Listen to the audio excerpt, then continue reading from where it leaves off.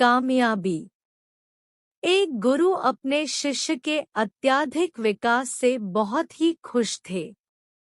उन्हें लगा कि अब शिष्य का मार्गदर्शन करने की कोई जरूरत नहीं है, इसलिए उस शिष्य को एक नदी किनारे बनी अपनी छोटी सी कुटिया में छोड़कर निकल पड़े। रोजाना सुबह स्नान के बाद शिष्य शेर की खाल से बने अपने कपड़े को सुखाने के लिए टांग दिया देता था।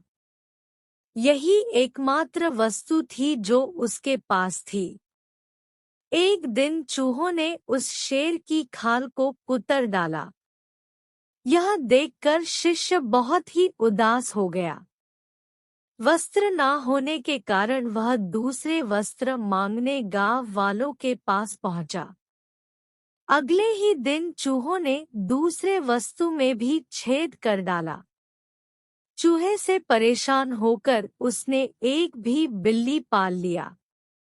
अब उसे समस्या चूहों से तो नहीं थी, लेकिन बिल्ली उसके लिए परेशानी का सबब बन गई।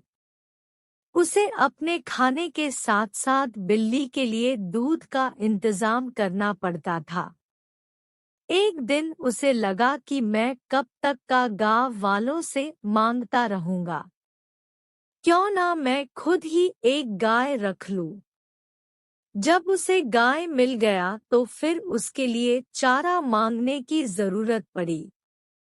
उसे लगा कि झोपड़ी में चारों ओर घास से इसका काम चल जाएगा, लेकिन इसमें उसके सामने गाय को चराने की समस्या खड़ी हो गई।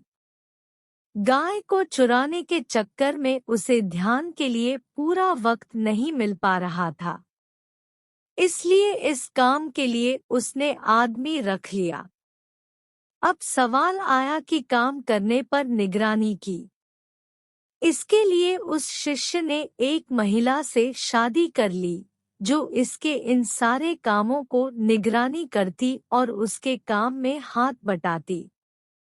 आगे चलकर ऐसा वक्त आया जब वह गांव का सबसे धनी व्यक्ति बन गया। कई सालों के बाद अचानक एक दिन गुरुजी उस गांव में पहुंचे। सब कुछ बदला हुआ देखकर वे दंग रह गए।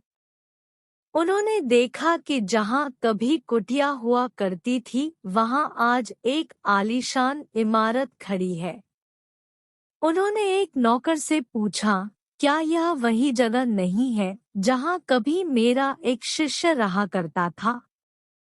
नौकर उन्हें कोई जवाब देता, इससे पहले ही गुरु का वह शिष्य हाजिर हो गया। गुरु ने उसे पूछा, वत्स, आखिर ये सब क्या है? इस पर शिष्य ने कहा, आपको विश्वास नहीं हो रहा है ना?